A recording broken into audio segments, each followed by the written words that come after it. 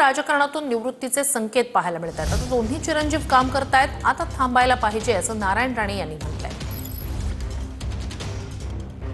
नाही तरी थांबायला पाहिजे बाबा। असं नाही आहे की काम करत राहावं, शेवटी शरीर आहे ना, माणसाला वाटतं का कुठेतरी थांबायला पाहिजे।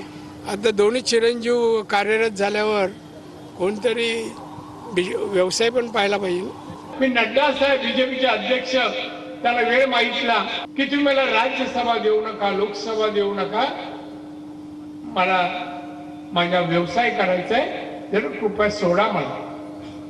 काय उत्तर द्यावं त्यांनी साहेबांनी?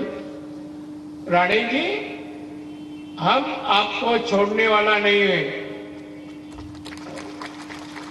मी बोललो सर, दोन्ही मुलगे राजकारणात आले, आमचा व्यवसाय आहे, मुझे मालूम नहीं, छोड़ने वाला नहीं। आप बैठो, चाय पी के जाओ।